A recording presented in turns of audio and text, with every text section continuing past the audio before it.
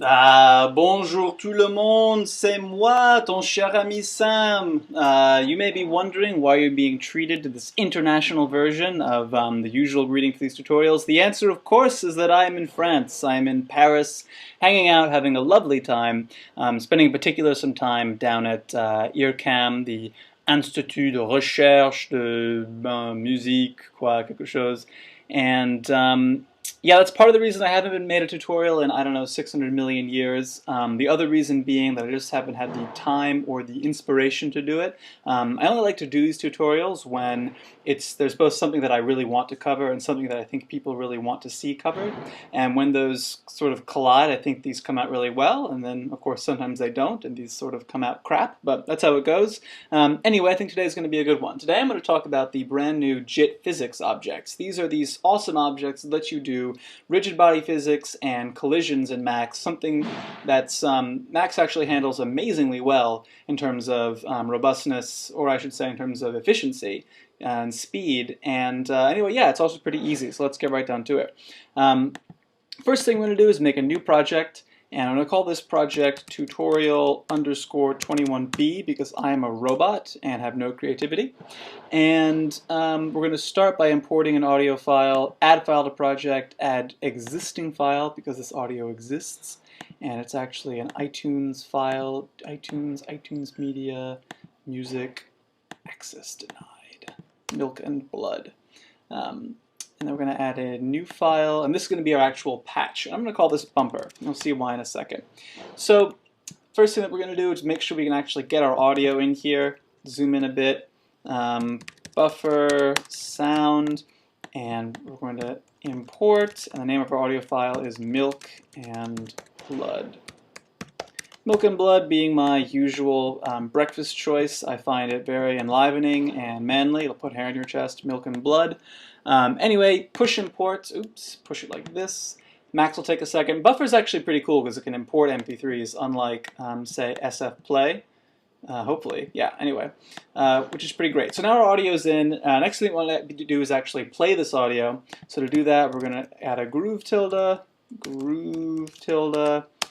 give it the argument sound because that's the name of our buffer, and then of course Groove expects a signal that tells it the speed at which to play, and this is a little trick I like. I throw a trigger up, toggle rather, up here, and then I throw a cell 1 over here, and cell of course will send out a bang out of this outlet when it gets a 1, but that means it'll send a 0 out of this outlet if it gets a 0. So we can throw that right down here into Groove, and that'll start and restop our song every time we play Groove.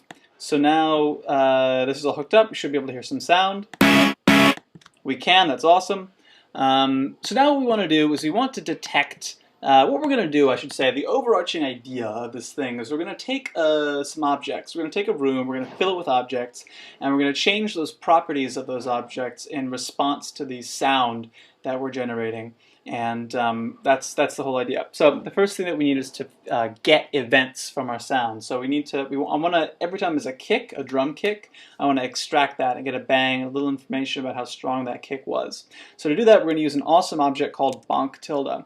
Bonk tilde doesn't come with Max. The best way to get it is to go to maxobjects.com and then search for, whoa, not MAObject, but maxobjects. Although MAObject looks cool, maybe I'll hang out here. Brillo's canvas, cool. What is this? Okay, something to check out later. Maxobjects, not MAObject. Anyway, search for bonk tilde. Sorry for wasting your time. Bonk tilde.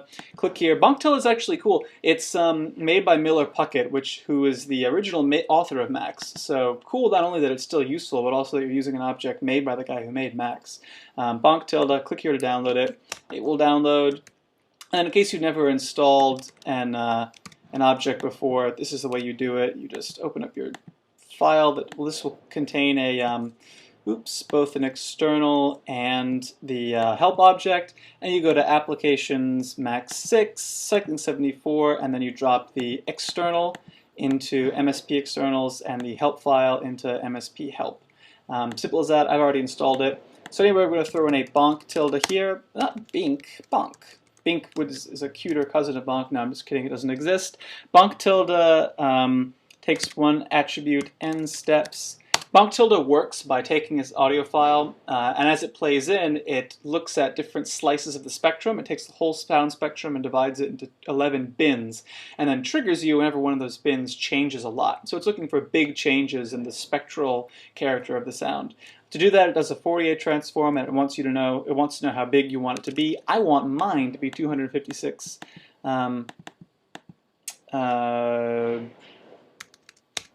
pieces big, and of course the argument's called n points, not n steps. It also needs to get a min-vel. I'm going to give mine a min-vel of 12. That means don't trigger me for any velocities under 12. And a load bang, so it actually does this. Load bang. Cool, that's all good. And then plug groove into bonk tilde, and then the output of this thing you'll see multi-slider. What it looks like is basically you get 11 numbers, and for every trigger it tells you how strong, how intense the sound was at that particular frequency bin. So I'll give my multi-slider a range of 0 to, actually I think 100 is more reasonable than 1,000. And hook this up, and now you should see just what I'm talking about. So you can see we're getting a bunch of triggers, and this is where the frequency content of the trigger is. And you can see these are mostly very low because these are very basic kind of hits. But anyway, that's all working, which is awesome. So the next thing that we need to do is actually extract information about, I'm interested only in the kick sounds, the very low sounds. So what I'm going to do is do zl.slice 2, so we only get the lowest two frequency bins, and then zl.sum to sum those together. And then finally I'm just going to only trigger when those are greater than 80. These are arbitrary numbers that I found worked well for the song. You'll have to dial it in to get your own numbers. In a live context that can be tricky, but you know, that's how it goes. That's life. Split is the object I'm looking for. And so now coming out of here will be the intensity of the trigger as long as that trigger is greater than 80 in intensity. And I'm going to send this to trigger so that we can just kind of let this patch live off on its own. So that's all done, and that's awesome. Next thing we need to do is actually set up the world. We are going to be Krishna? I'm not sure. Not Shiva anyway. Shiva is the destroyer of worlds. I don't know my Hindu gods. I apologize. So the way this works, first, of course, we need a place to render to, a canvas. jit.window, and we're going to call our window bumper. Look at it, beautiful bumper, our little floating canvas where we will soon deposit great big blobs of art. That sounded gross, I apologize. So next thing we need, of course, is jit.gl render, because we're going to render an OpenGL context in this window. I'm going to give it bumper because we want it to grab that window as our context. And at camera 0, 0, minus, I think I said 15, or maybe 20. This just gives us a good vantage point from which to look at the world. And then we want to actually make this render a render, so we need a qmetro 33. The difference between qmetro and metro, of course, is that qmetro, if it's not done processing the previous bang, it won't issue a new one, which is helpful in this kind of computation and heavy, computationally intense context. So qmetro is sending out bangs, and what we want to do is trigger, bang, bang, erase. So at every bang from this qmetro, the first thing that we do is erase our render context, and then I'm going to make a send bangarang and send this bang out in case there's something we want to update before we do the render, and then we'll actually do the render. So that's going to happen at every single render cycle. Next thing that we want to do, a couple quick things, jit.gl.handle, yes, jit.gl handle will just send rotation and position information to, it'll let us mouse over the window and move around that by mousing. That was really eloquent, by the way, of me. Give it a radius of 10 because we're looking at a pretty zoomed out version of the world. Give it a reset button. And then one more thing that's good to do is jit.gl.physdraw.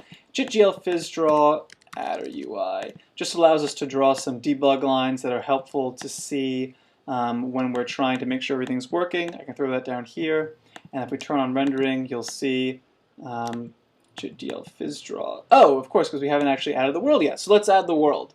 This is the easiest part by far. jit.gl.world, and we hook this up to jit.gl render, and that's it. Jit.phys_world is just going to exist and be our world, and there it is. We can change some parameters about the world. The two that I'm interested in are gravity and, so let's see, gravity and world box scale. This lets us set how strong the force of gravity is. I like my gravity strong, so we can go with -40. And these world box scale parameters just let us make the world box bigger or smaller, which is pretty nifty. We can scale the whole world. Unbelievable. Cool. So there's our world. Now let's get to the good part, man. Last thing that we want to do is we want to actually add some objects to the world. We want to put something in the world. Day 1, make the world. Day 2, we already made lighting because that came it's just like the Bible. Day 1, create the world. Day 2, do nothing because in the new implementation of the world, there's already lighting and material pre-rendered. And Day 3, make some objects. So the basic pipeline here is we want to have the 3 objects: jit.phys multiple, jit.gl multiple, and jit.gl grid shape. And those are all going to work together to actually make our objects. So the first object, like I mentioned, is jit.phys.multiple. The way jit.phys multiple works is it takes matrices in each of its inlets that describe high-level parameters of the objects you want to put in your world. And it spits out of each of its outlets matrices that actually describe those objects. So we're going to give it an argument 3, which is not the, or rather 2, which is not the number of objects, but rather the number of different parameter matrices that we're going to pass to it. And we're going to call those are called what? Phys params, and we're going to talk about the position and the scale. Nope, sorry, position, yeah, and scale. So this is expecting position, and this is expecting scale. The next object is jit.gl multiple. Jit.gl multiple is basically the same thing. It's looking for matrices in that it can use to generate actual shape matrices that it will send to a jit.gl grid shape. And it's looking for what's called GL params, and we're going to give it position, rotation, and scale. This jit.phys output here generates position, so we'll hook this up. This one generates rotation, we'll hook that up. This one generates dump, so we won't do anything with that. We'll send it the same scale that we send in here. Finally, we need a jit.gl.grid shape, to which we don't need to hook up anything because it's all good by default. And we'll throw a jit.gl.material, which will give our object some default material. We can go back and fix that later if we want to, but we won't get a chance to in this tutorial, so I won't even talk about it, even though I just did. Okay, that's actually, we're almost done, man, actually, if you can believe it. Last thing we have to do is actually generate our objects. So the way we're going to do that is when we load up our patch, we're going to bang on a jit.noise. And jit.noise, what we want to do is make noisy data that's going to be the position for each of our objects. We're going to put them at some random point in space. Those have x, y, z values, so we're making a 3-plane matrix, one plane for each x, y, and z. These are float 32 values, and we're going to make, say, 100 objects. That load bang hooks up to this jit.gl noise, and noise is going to make stuff in the range 0 to 1. We're more interested in the range, say, -4 to 4. So we're going to do some operations on these matrices. To do that, we use jit.op. Jit.op takes 2 parameters. One is the operation you want to perform, in this case subtraction, and the value you want to use, in this case 0.5. So this will subtract 0.5 from every element in this matrix. And jit.op at op times at val 4. This will scale everything by 4. So now these values that were going to be between 0 and 1 will now be between -4 and 4. Or actually, this should be 8 if that's actually what I wanted. And we'll send that down in here. That's our position all taken care of. And for scale, it's easy. Scale is just going to be 0.5. And then we send that into a jit.matrix, scaling in 3 because we're scaling in each of 3 dimensions, float 32, but these are one-dimensional matrices, just 1 row and 1 column. So just basically we're scaling x by 0.5, y by 0.5, and z by 0.5. That goes in here and also in here. And now, believe it or not, we're actually already done making objects, and there they are, objects, just chilling in the world. It's unbelievable. I can't believe how easy. Can you believe how easy that was? Because I cannot. If you've done any graphics programming in your life, you would know. I mean, anyway, sorry, I can't gush. I'm about to gush. So that's, we're almost done, man. Last step, we want to make these objects actually do something, these lazy goddamn objects. Actually, quick aside, quickly thing we're going to do super, super fast, non sequitur, but needs to happen.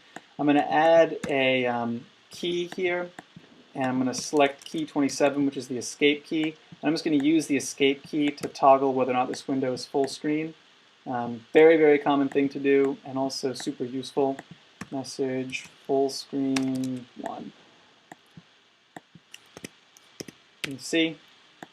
And we can turn this shit. Look at that. God damn, that's cool. Okay, anyway, so last thing we want to do is actually make these objects do something. What we're going to make them do is change their scale in response to audio events.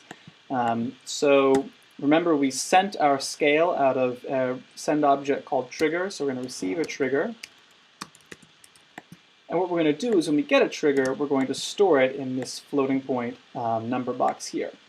Now remember that between every render cycle, between erasing and rendering, we send out a bang to this bangarang object, and now you see why. It's because I want to actually perform some computation. I want to do a little math, a little work before I render.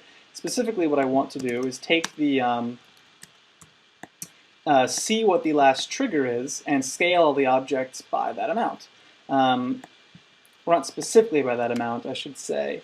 We actually want to scale what's coming in. Those values are going to be between, say, it would be between about 80 and 100.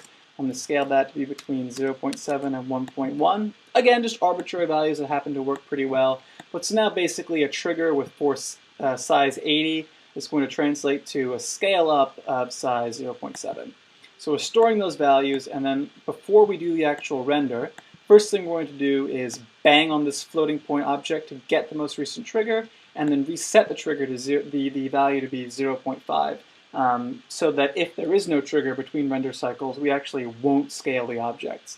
And finally, we send that down to this matrix that is performing the actual scale. And my friends, we are done. That's actually the entire patch. I haven't even tested it. Don't need to test it. I know it works. So let's start our audio and let's watch what happens.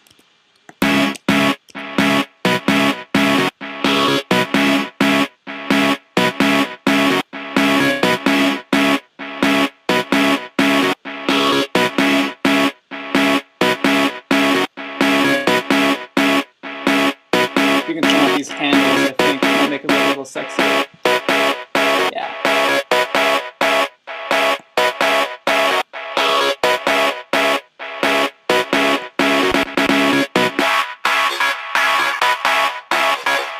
Oh man, here it comes. Here it comes. You know it's coming.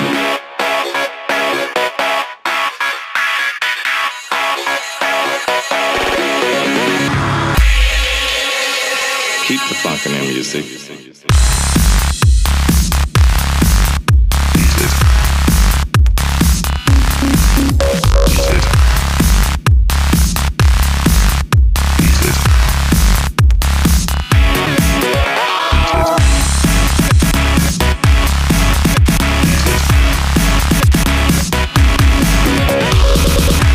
Anyway, I think you get the idea. Self-indulgence over. I think you get the idea. Anyway, guys, there you go. Quick introduction to doing physics in Jitter. I hope that was informative and helpful and useful and wonderful and just filled your heart with joy and aspiration and excitement for doing awesome stuff in Jitter. Please, please, please feel free to get in touch with me if you want to know more or if you have questions or any of that stuff. I know all the patches have gone down, and it's because I'm a fool, and I apologize, and I'll fix it. Finally, and most importantly, if you're in Paris and you want to hang out, hit me up. I frankly don't know that many people here, and I'm always excited to meet people, excited about doing cool media stuff and Mac stuff. And yeah, so there's that. And again, thanks guys, and à bientôt. I will see you in the next tutorial.